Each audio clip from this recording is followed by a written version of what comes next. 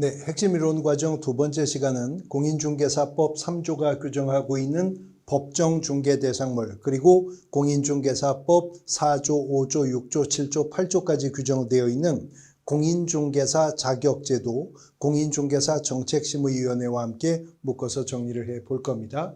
먼저 공인중개사법 2조 1호가 중개라 함은 제3조 규정에 의한 중개 대상물에 대하여 거래 당사자 간의 매매 교환 임대차 그 밖의 권리의 득실 변경을 알선하는 것이라고 해서 중개 대상물의 범위가 바로 이어지는 3조에 의해서 정해질 것임을 언급하고 있었죠. 그래서 공인중개사법 3조를 보면 3조 조문의 제목이 중개 대상물의 범위라고 되어 있습니다.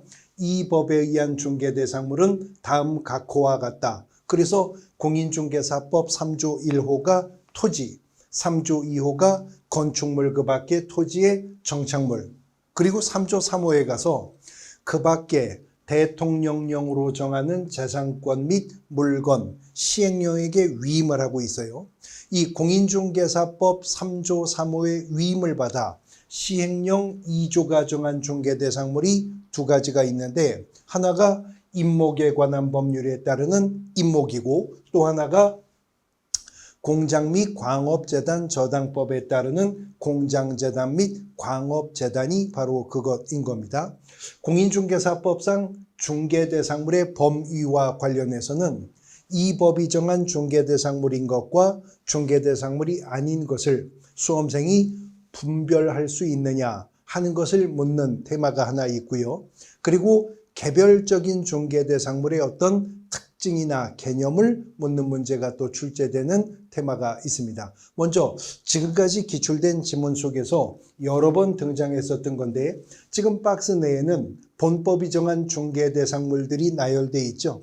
이 중개대상물인 것과 중개대상물이 아닌 것을 분별하는 기출문제 지문을 언급을 해보면, 광업재단, 공장재단 중개대상물이잖아요. 그런데 어업재단 또는 항만운송재단, 지금은 항만운송사업재단이라고도 합니다만, 이 어업재단이나 항만운송사업재단 이런 것은 중개대상물이 아닌 것이죠.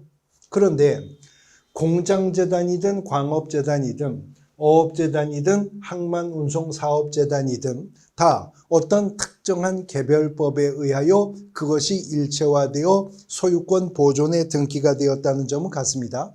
그런데 차이가 있다면 공장재단과 광업재단은 공인중개사 법령의 선택함을 받았지만, 어업재단이나 항만운송사업재단은 공인중개사 법령의 선택을 받지 못했다는 차이점이 있을 뿐이죠. 법정 중개대상물이라고 말할 때 법정이라는 말은 법이 정했다라고 하는 의미인 것이니까요. 그 다음 잠시 후에 개별적인 개념 언급을 할 겁니다만, 공장재단은 공장을 구성하는 일단의 기업용 재산들이 일체화되어 하나로 묶여 소유권 보존에 등기를 필요한 것을 공장재단이라고 합니다. 그러므로 공장재단의 구성 요소 중에는 공업 소유권이라고 하는 것도 물론 포함되어 있습니다. 그러나 공업 소유권이 포함되어 있는, 공업 소유권이 속해 있는 공장재단이 재단 하나로 일체가 되어서 중개대상물이 되는 거지, 공장재단을 구성하는 요소 중에 하나인 공업 소유권이 독립한 본법상의 중개 대상이 되는 것은 아니라는 거죠. 같은 논리로 광업재단이란 광산을 구성하는 일단의 기업용 재산이 하나로 묶여 소유권 보존 등기가 된 것이기 때문에, 광업재단을 구성하는 핵심 요소 중에는 광물을 채굴 취득할 수 있는 권리, 이른바 광업권이라는 것이 당연히 속해 있을 것입니다. 그러나 광업권이 속해 있는 광업재단이 일체화되어서 중개대상물이 된다는 거지, 광업재단을 구성하는 요소 중에 하나인 광업권 자체가 본법상 중개대상이 되는 것은 아니다 하는 것도 유의를 하셔야 될 부분입니다. 준부동산이 중개대상물인가 하는 문제가 한 두어 번 출제가 된 적이 있는데, 민법에서 말하는 권리의 객체는 동산 아니면 부동산이지 법률상으로는 준부동산이라는 개념이 없는 거죠. 그런데 우리가 자동차, 선박, 항공기, 건설 장비, 중기 같은 것들, 이런 것들을 준부동산이라 하는 것은 이런 자동차나 선박이나 항공기와 같은 물건들은 토지나 건물과 같은 등기 등록의 공시 방법을 갖추고 있기 때문에 준부동산이라 하는 거죠. 그러나 민법상 권리의 객체인 물건의 관점에서는 동산에 불과하므로 공인중개사법상의 중개 대상은 아니다라고 하는 것입니다. 또 상가 건물 임대차 거래 등에 있어서 권리금이라고 하는 개념이 나오죠.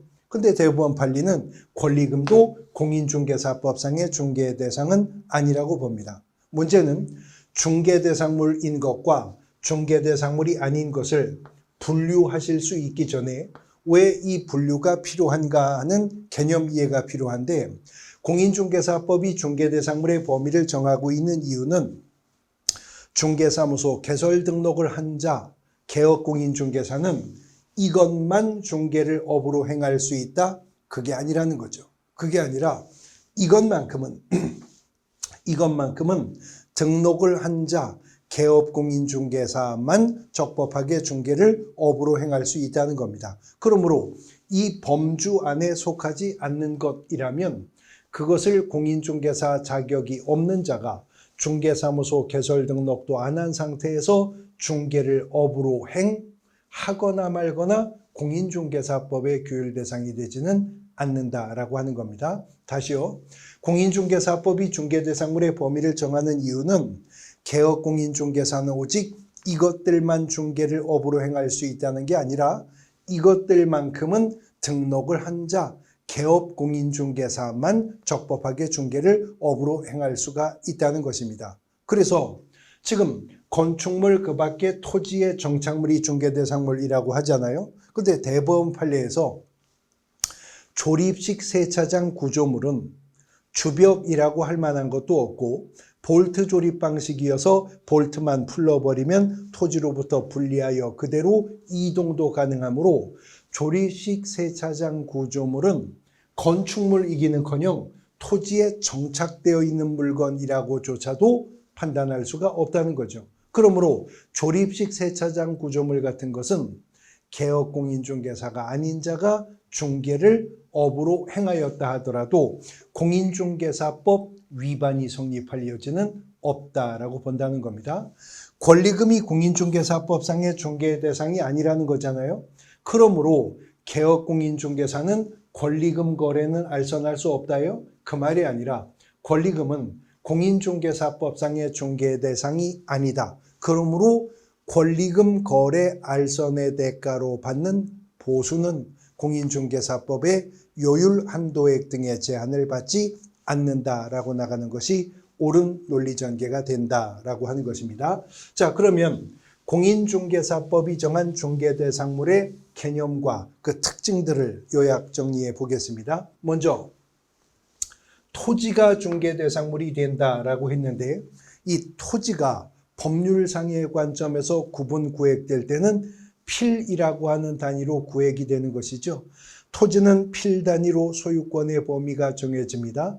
일필 일목의 원칙이라고 해서 필지마다 하나의 법정 지목이 부여가 되는 것이고요. 그래서 원칙적인 토지의 거래 단위는 필이라고 하는 겁니다. 문제는 그러면 분필하지 않은 한 필의 어느 한 부분이 독립한 공인중개사법상 중개 대상이 될 수가 있겠는가라고 하는 것인데, 공인중개사법 2조 1호가 말하는 중개는 그 대상물에 대해서 거래 당사자 간의 매매와 교환만 알선하는 것이 중개가 아니고 임대차, 그 밖의 권리의 득실 변경을 알선하는 것을 중개라고 정의를 했다는 거죠. 그러면 분필하지 않은 일필의 어느 한 부분도 임대차의 목적물이 될 수는 있는 거죠.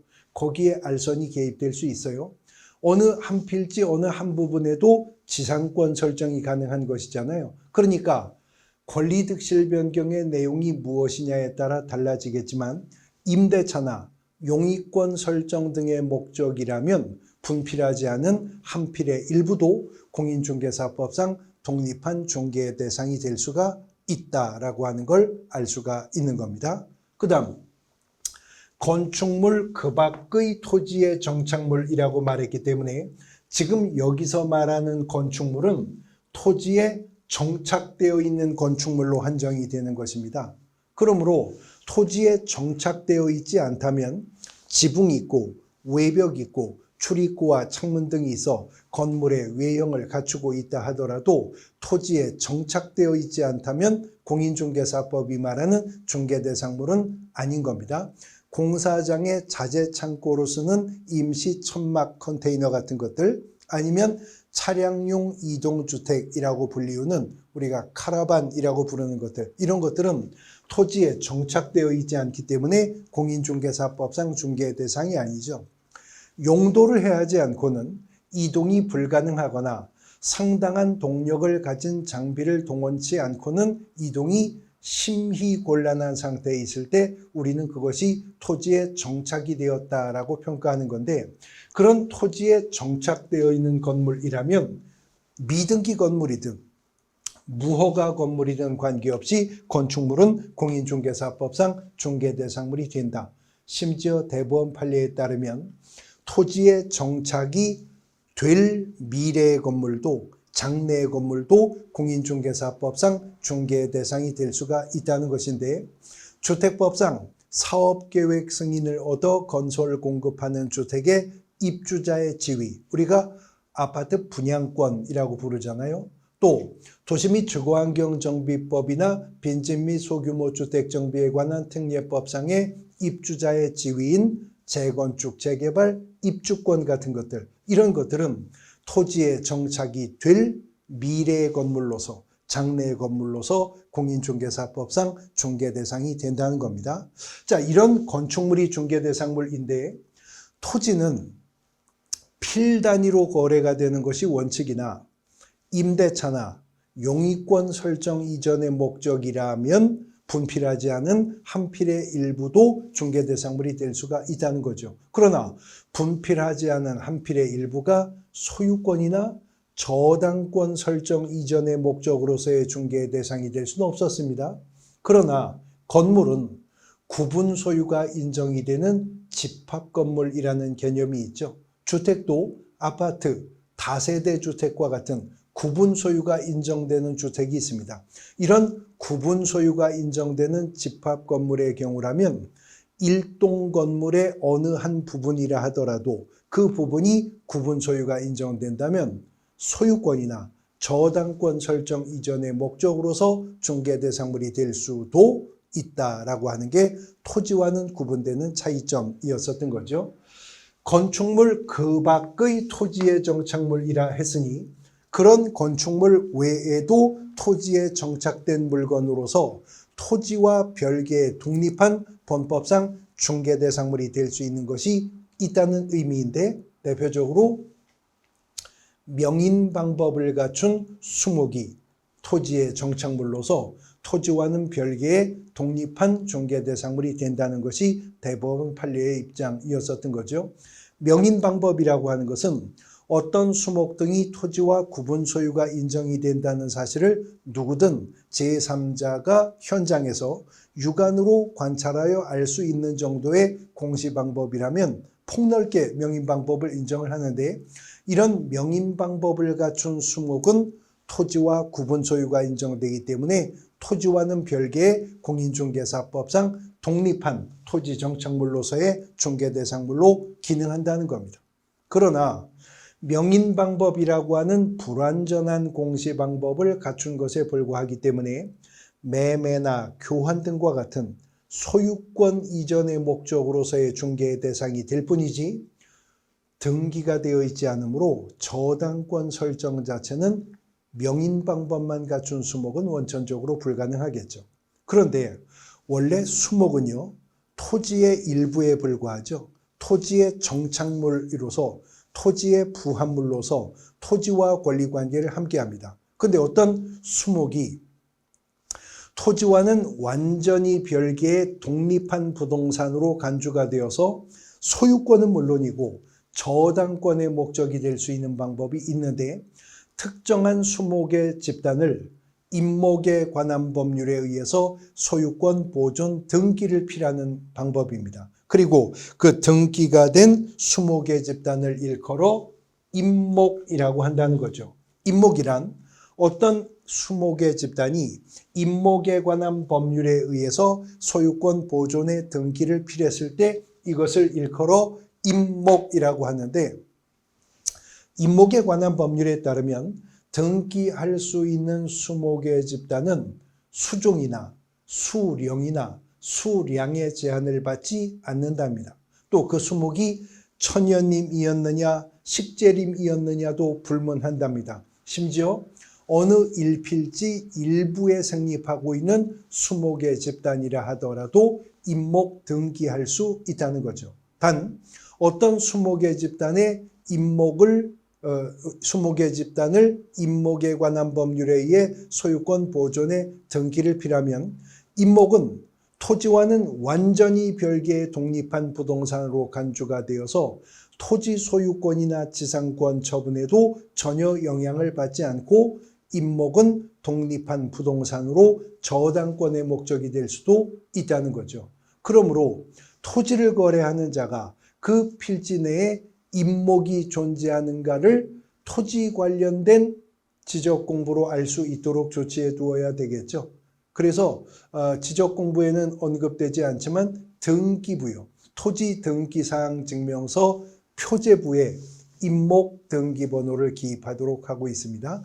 어떤 필지 내에 임목이 존재하는가 여부만큼은 토지 등기사항 증명서 어디를 보면 표제부를 보면 확인할 수가 있을 것이라고 하는 거죠. 그래서 어떤 수목의 집단이 이미 임목 등기가 된 후 토지의 저당권이 설정되면 토지에 설정된 저당권은 임목에 미치지 못하게 됩니다. 그러므로 그 토지 저당권 경매 실행 과정에서 토지 소유자와 임목 소유자가 갈리게 될 수 있다는 거죠. 이때 토지 소유권의 승계인은 임목 소유자에게 지상권 설정한 것으로 본답니다. 임목법 6조에 의해서 법정 지상권이 발생될 수 있는 여지가 있다 하는 것도 간혹 지문으로 출제가 됩니다. 그 다음 임목의 저당권을 설정할 때의 특징 몇 가지 기억하셔야 될 것이 있는데, 임목에도 저당권 설정할 수 있는데 임목은 수목의 집단이 등기된 것이 임목이기 때문에 불완전한 객체라는 거죠. 그래서 임목의 저당권을 설정하려면 풍수해나 산불 등에 대비해서 보험에 붙여야 된다는 특칙이 있습니다. 두 번째는 임목의 저당권을 설정할 때 임목 저당권 설정자인 임목 소유자가 만일 토지 임차인이거나 토지 지상권자였었다면 이제 저당권자의 동의 승낙 없이 임목 소유자가 토지 임대차 계약을 해지하거나 지상권 권리를 포기할 수 없다라고 하는 거죠. 세 번째는 임목의 저당권이 설정이 되면 저당권 설정되어 있는 임목은 토지로부터 벌채가 되어 토지로부터 배어냄을 당하여 토지로부터 분리가 되었다 하더라도 임목 저당권의 효력은 거기에도 그대로 미칠 뿐만 아니라 토지로부터 벌채되어 분리된 임목은 임목 저당권자가 채권의 기한이 도래하지 않았다 하더라도 즉시 경매 신청할 수 있게 된다 하는 점들 다 시험 문제 지문으로 난이도 있게 출제될 때 등장할 수 있으므로 우리는 정리해 두고 있어야 되는 것입니다.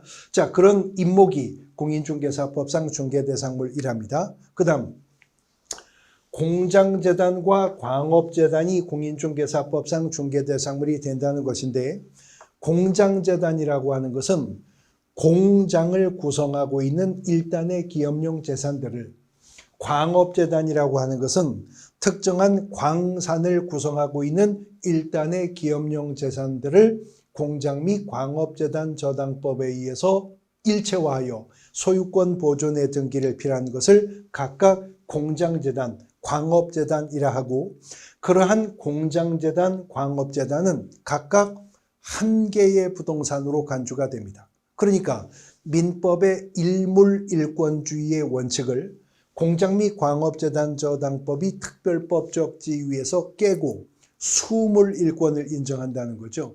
그렇게 해서 공장재단이나 광업재단은 각각 한 개의 부동산으로 간주가 되어서 소유권과 저당권의 목적이 될 수가 있는 것이고요. 공장재단의 저당권이 설정되면, 광업재단의 저당권이 설정되면 그 재단에 설정된 저당권은 재단 목록에 기재되어 있는 모든 물건의 저당권의 효력이 미친다는 거죠. 즉 공장재단의 저당권을 설정했다면 재단에 설정된 저당권은 공장재단 목록에 기재된 공장 부지인 토지, 공장 건물과 같은 부동산은 물론이고 공장에 속해 있는 기계, 기구, 전주, 전선, 배치, 제관, 차량, 선박, 공업 소유권 등등에도 저당권의 효력이 그대로 다 미친다는 겁니다. 그러면 자금 확보가 용이하게 되겠죠. 담보가치가 올라가기 때문에 그렇습니다. 그런데 이런 공장재단, 광업재단에는 저당권을 설정할 수 있을 뿐만 아니라 저당권을 설정하여야 하기도 한다는 점을 기억하셔야 됩니다. 공장재단으로 혹은 광업재단으로 소유권 보존의 등기를 필요했다면 10개월 이내에 그 재단의 저당권이 설정되어야 한다. 만일 재단으로 보존 등기를 필요하고도 10달이 넘도록 재단의 저당권을 설정하지 않으면 재단은 소멸하게 되는 것입니다. 그런데 재단의 저당권을 설정하면 재단에 설정된 저당권의 효력은 재단 목록에 기재된 모든 물건에 미친다고 했잖아요. 그런데 그 재단에 설정된 저당권이 말소가 되었는데도 재단의 효력을 유지하려면 다시 10개월 이내에 그 재단의 신저당권이 또 설정되어야 한답니다. 그러니까 공장재단이나 광업재단은 저당권과 동반하지 않고는 10개월 이상 그 개념을 수물일권이 인정되는 그 특칙을 인정받을 수가 없다라고 하는 것이 또 공장재단과 광업재단이 가지고 있는 특칙인 것입니다. 법정중개대상물의 하나하나의 개념과 특징들 살펴보셨습니다. 자, 이제 요약집 24페이지에 보시면 공인중개사 제도와 관련해서 먼저 공인중개사 정책심의위원회라고 하는 거 나옵니다. 근데 우리 공인중개사 법령에는 지금 우리가 요약 정리할 공인중개사 정책심의위원회라는 위원회도 있지만 저 뒤에서 정리하게 될 공제사업운영위원회라는 또 하나의 위원회가 공인중개사 법령에 등장하죠. 항상 그래서 유사한 단원들은 유사한 단원들 간의 이동점, 공통점과 차이점을 늘 분석하면서 가셔야 될 것이, 출제위원이 틀린 지문을 만들 때는 유사한 여러 개의 단원에서 서로 다른 부분들을 뒤섞어 가면서 틀린 지문을 출제합니다. 그러면 수험생이 혼선을 가져올 수 있고 난이도 있는 지문을 구성할 수 있기 때문에 그런 것이죠. 자, 공인중개사 정책심의위원회와 관련해서는 공인중개사법 제2조의 2가요. 공인중개사의 업무에 관한 다음 각호의 사항을 심의하기 위하여 국토교통부에 공인중개사 정책심의위원회를 둘 수 있다라고 출발합니다. 공인중개사 정책심의위원회는 어디에? 국토교통부에 둘 수 있답니다. 한편 뒤에서 보시게 될 공제사업운영위원회는요, 공인중개사협회에 둔다라고 규정하고 있는 거, 그 표현 차이가 있습니다. 공인중개사 정책심의위원회는 국토교통부에 둘 수 있다. 공제사업운영위원회는 협회에 둔다라고 규정되어 있습니다. 다음 각호의 사항을 심의하기 위하여 그랬는데 공인중개사 정책심의위원회가 심의 의결하는 각호가 4가지가 있다는 것입니다. 첫 번째, 공인중개사의 시험 등 공인중개사 자격 취득에 관한 사항. 두 번째는 부동산 중개업의 육성에 관한 사항, 세 번째 중개보수의 변경에 관한 사항, 네 번째 손해배상 책임의 보장에 관한 사항. 근데 협회가 심의하는 사항이 네 가지인데 공인중개사 시험이 오지선다형 객관식으로 출제가 되잖아요. 그러니까 이미 기출된 문제들 중에 보면 다음은 공인중개사 정책심의위원회의 소관사항이다. 아닌 것은 그리고 오지 지문의 4개를 그대로 나열한 상태에서 여기에 정답 지문으로 공인중개사 협회 설립 인가에 관한 사항 이런 것들을 정답으로 하는 문제가 반복되어서 최근에 출제가 되었어요. 공인중개사 정책심의위원회 심의의결사항 4가지를 암기해 두셔야 될 이유인 것입니다. 그런데 4가지 공인중개사 정책심의위원회 심의의결사항 중에 첫 번째가 공인중개사 시험 등 자격 취득에 관한 사항이 있죠. 이것만큼은 정책심의위원회가 의결했다면 시도지사는 이에 따라야 한다라고 하는 규정을 둡니다. 그 이유는 잠시 후에 보겠지만 공인중개사법 4조 1항이 규정하고 있는 공인중개사 시험 시행기관이 시도지사이기 때문입니다. 그러므로 시험 등 자격 취득에 관한 사항은 시험 시행기관인 시도지사는 정책심의위원회가 정했다면 그에 따라서 시험을 주관하여 시행하도록 하고 있다라고 하는 거죠. 자, 이런 공인중개사 정책심의위원회와 관련한 세부 규정들 있는데 제척사유들 나열되어 있고요. 공인중개사 정책심의위원회의 제척사유에 해당하는 위원이라면 스스로 회피해야 할 의무를 규정하고 있고요. 제척사유에 해당하는 위원이 스스로 회피하지 않았을 때 안건 당사자가 기피 신청할 수 있다. 안건 당사자가 기피 신청을 했을 때 기피 신청을 받은 위원이 제척사유에 해당하는지 여부는 공인중개사 정책심의위원회 심의 의결을 통해 결정하되 그 심의에서는 기피 신청을 받은 위원은 표결에 참여할 수 없도록 하고 있는 규정. 그 다음 제척사유에 해당하는 위원이 스스로 회피하지 않았을 때는 끄집어낼 수가 있는데 위원을 국토교통부 장관이 임명 또는 위촉했었기 때문에 국토교통부 장관이 제척사유에 해당하는 위원을 해촉할 수 있다라고 하는 규정들 나오고 있습니다. 그 다음에 공인중개사 정책심의위원회와 관련한 구성과 관련해서요. 공인중개사 정책심의위원회는 위원장 1명을 포함해서 세븐일레븐이죠. 7명 이상 11명 이내로 위원을 구성하는데 위원장은 국토교통부 제1차관이 맡고 위원장을 제외한 나머지 위원들은 국토교통부 장관이 임명, 위촉하도록 규정하고 있다는 점. 그 다음 공인중개사 정책심의위원회는 재적위원 과반수 출석이 있을 때 개의가 되고 심의위원회가 열리게 되고 출석위원 과반수가 찬성했을 때 해당 안건을 의결하게 된다 하는 부분까지 정리해 두실 필요가 있겠습니다. 공인중개사 정책심의위원회는 위원장은 있는데 부위원장 제도가 없습니다. 그러므로 공인중개사 정책심의위원회에서는 위원장이 부득이한 사유로 직무를 수행할 수 없게 되었다면 위원장이 미리 지명한 위원이 직무를 대행하도록 합니다.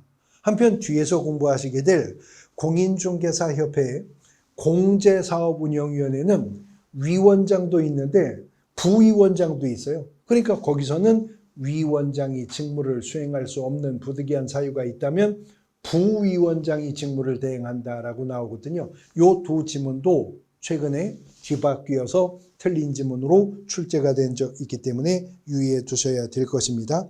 공인중개사 정책심의위원회 회의는 위원장이 회의 개최 7일 전까지 일시 장소 내용을 위원들에게 통지하는 것을 원칙으로 하지만 긴급을 요하거나 부득이한 사유가 있을 때는 회의 개최 전날 통보할 수 있는 예외 규정도 함께 두고 있다는 겁니다. 자, 이제 공인중개사 시험 제도와 관련된 부분인데 공인중개사 시험을 누가 시행하는가는 공인중개사법이 4조를 통해서 밝혔습니다. 공인중개사가 되려는 자는 시도지사가 시행하는 공인중개사 자격시험에 합격하여야 한다. 그러므로 공인중개사 시험 시행기관은 원칙은 누구라는 거죠? 시도지사, 특별시장, 광역시장, 도지사, 특별자치도지사가 공인중개사 시험 시행기관이 된다는 거죠. 근데 이 항에 가면 다른 얘기가 나와요. 국토교통부 장관은 공인중개사 자격시험 수준의 균형유지 등을 위해서 필요하다고 인정하는 때에는 대통령령으로 정하는 바에 따라 직접 시험 문제를 출제하거나 시험을 시행할 수 있다 하는 규정입니다. 그러므로 공인중개사 시험은 시도지사가 시행하는 것이 원칙이지만 예외적으로는 국토교통부 장관이 시행할 수도 있다라고 하는 거죠. 이게 표현이 뒤바뀌어 또 최근에 출제가 된 적이 있어요. 기출문제 지문에 공인중개사 시험은 국토교통부 장관이 시행하는 것이 원칙이나 시험의 수준의 균형 유지를 위해서 필요하다면 시도지사가 시행할 수 있다라고 해서 틀린 지문으로 출제된 적이 있기 때문에 또 한번 눈여겨보셔야 될 부분입니다. 원칙은 시도지사가 시행한 시험입니다. 그러나 실제로 공인중개사 시험 시행 업무는 이러한 공인중개사 시험 시행기관이 공인중개사 시험 시행 업무를 위탁하게 되는데 현행 공인중개사법상 시험 시행 업무를 위탁받을 수 있는 곳은 두 군데가 있습니다. 첫 번째는 공공기관 운영에 관한 법률상의 공기업이나 준정부기관이 공인중개사 시험 시행 업무를 위탁받을 수가 있고요. 두 번째는 공인중개사협회입니다. 공인중개사협회가 공인중개사 시험 시행 업무를 위탁받을 수가 있습니다. 우리가 보칙 부분에서 다시 한번 비교해 볼 건데 공인중개사법상 위탁할 수 있는 업무는 이런 시험 시행 업무도 위탁될 수 있지만 실무교육, 연수교육, 직무교육, 부동산 거래사고 예방교육 이런 교육 업무도 위탁이 가능하거든요. 근데 교육 업무를 위탁받을 수 있는 기관단체 중에도 공기업 준정부기관이 있고요. 공인중개사협회가 있습니다. 그런데 실무교육, 직무교육, 연수교육, 교육 업무는 이 둘 외에도 부동산 관련 학과가 개설된 전문대학을 포함한 대학도 원래 대학이 교육기관이니까 부동산 관련 학과 개설돼 있으면 교육 업무는 위탁받을 수 있어요. 그러나 특정한 대학이 부동산 관련 학과가 개설되어 있다 하더라도 공인중개사 시험 시행 업무는 위탁받지 못한다 하는 거 여기서 비교해 두셔야 되겠습니다. 이렇게 시행되는 공인중개사 시험에 누가 응시할 수 있는가 하는 문제인데 응시 자격의 원칙은 제한 없음이죠. 연령도, 국적도, 성별도, 학력도, 경력도 제한이 없습니다. 민법상 행위 능력자일 것을 요하지도 않습니다. 형사법상의 수형자도 공인중개사 시험에 응시할 수 있습니다. 단 공인중개사 시험의 응시 자격에 제한을 받는 경우는 딱 두 가지죠. 첫 번째, 공인중개사 자격 취소 처분을 받은 자는 3년간은 공인중개사가 될 수가 없습니다. 그리고 두 번째는 시험에서 부정행위가 적발되어서 시험 무효 처분을 받은 자는 그 처분일로부터 5년간은 공인중개사 시험에 응시할 수 없다. 자격이 취소되고 나서 3년간, 부정행위로 적발되어 시험 무효 처분을 받고 나서 5년간 여기에만 해당하지 않는 자라면 미성년자도 외국인도 공인중개사 시험에 응시할 수가 있게 된다는 겁니다. 이제 공인중개사 시험의 방법과 그 구체적인 내용인데 공인중개사 시험의 시행은요. 공인중개사 시험은 매년 1회 이상이죠. 매년 1회 이상 시행하는 것을 원칙으로 합니다. 단 시험을 시행하기 어려운 부득이한 사유가 있는 경우에는 공인중개사 정책심의위원회 의결을 거쳐서 당해 시험을 안 보고 넘어갈 수 있는 예외는 있는 거죠. 공인중개사 시험의 방법인데 언제나 공인중개사 시험은 1차 시험과 2차 시험을 구분하여 시행을 합니다.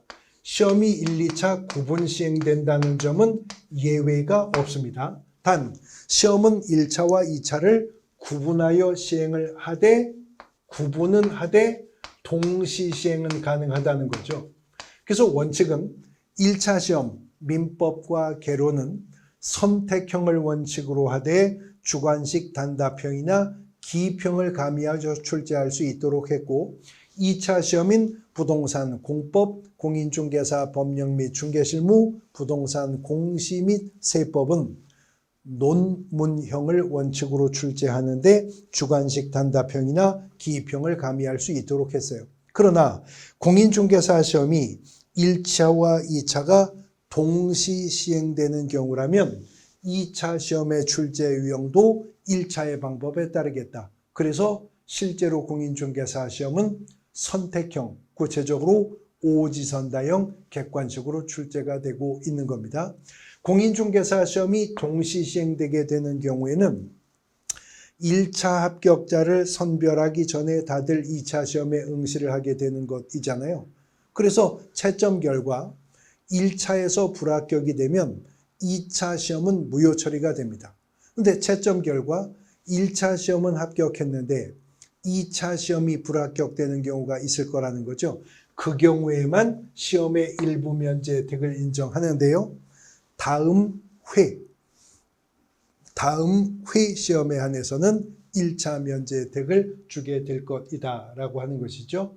이러한 공인중개사 시험은 매년 시행하는 것을 원칙으로 하되 부득이한 사유가 있을 경우에 정책심의위원회 의결이 있으면 시험을 안 볼 수 있는 예외가 인정이 되었고요. 시험의 내용은 1차 민법 및 민사특별법과 부동산학 개론, 2차 시험은 부동산 공법, 공인중개사 법령 및 중개 실무, 그리고 부동산 공시법과 세법은 실제는 한 과목으로 출제가 되는 거죠. 그래서 1차 시험 과목 2과목, 2차 시험 과목 3과목, 과목마다 40문제씩 출제가 되고 있습니다. 그렇게 해서 합격자 결정은 1차 시험은 예외도 없이 절대평가죠. 즉 민법, 개론 40점 이상 각각 득점했다는 전자의 두 과목에 100점 만점 평균이 60점 이상이면 무조건 1차는 합격입니다. 근데 2차 시험은 원칙적인 합격자 결정 방법은 동일합니다. 매 과목 40점 이상을 득점을 전제로 2차 세 과목의 100점 만점 평균이 60점 이상이면 합격자가 되는 것이 원칙인데 만일 시험 공고 시 공인중개사 정책심의위원회 의결을 거쳐 공인중개사 수급상 필요가 있는 경우라면 선발 예정 인원을 2차에서는 공고하고 시행을 할 수도 있고 응시생의 형평성 확보를 위해서 필요한 경우라면 최소 선발 인원이나 비율을 공고하고 시험을 시행할 수도 있다 하는 2차 시험은 시험 공고 내용에 따라 합격자 결정 방법을 다르게 정할 수도 있다라고 하는 겁니다. 공인중개사 시험을 시행하려면 수험생들에게 예측 가능성을 부여하기 위해서 시험을 공고하도록 하고 있죠. 시험을 공고할 때 공인중개사 시험 공고는 2번 나누어서 공고합니다. 뭐죠? 시험 일정 등에 대한 개략적 사항에 대해서는 매년 2월 말일까지, 그리고 구체적 사항의 확정 공고는 시험 시행일 90일 전까지 공고하는데 공고의 방법은 동일합니다. 일간신문, 관보, 방송 중 하나 이상의 공고하고 인터넷 홈페이지에도 공고를 하도록 하고 있는 것입니다. 공인중개사 시험에 응시하는 자는 응시 원서를 제출할 때 응시 수수료 납부해야 되는데 응시 수수료를 누가 정하는가는 시험이 구체적으로 어떻게 시행이 되느냐에 따라 달라진다는 거죠. 원칙 규정에 따라 시도지사가 시행하는 시험이라면 시도조례가 정하는, 즉 지자체 조례가 정하는 수수료 내면 됩니다. 근데 공인중개사 시험은 예외적으로 국토부 장관이 시행할 수도 있었죠. 그때는 국토교통부 장관이 결정 공고하는 수수료 내는 겁니다. 근데 실제로 공인중개사 시험은 업무가 위탁되죠. 업무가 위탁되어 시행된다면 위탁을 받은 자가 위탁을 한 자의 승인을 얻어서 결정 공고하는 수수료 납부하게 됩니다. 응시 원서 제출할 때 응시수료 냈기 때문에 자격증 교부 시에는 수수료 따로 내지 않습니다. 자격증 교부는 합격자 결정 공고일로부터 1개월 이내에 자격증 교부하도록 합니다. 그러나 자격증을 분실, 훼손되어 재교부 신청하고자 할 때는 다시 교부한 시도 속한 시도조례가 정하는 수수료 납부할 의무가 발생하게 될 것이다 라고 하는 거죠. 공인중개사 법령이 정한 법정중개 대상물, 공인중개사 정책심의위원회, 공인중개사 제도 관련된 핵심 이론들 요약해서 정리해 보셨습니다.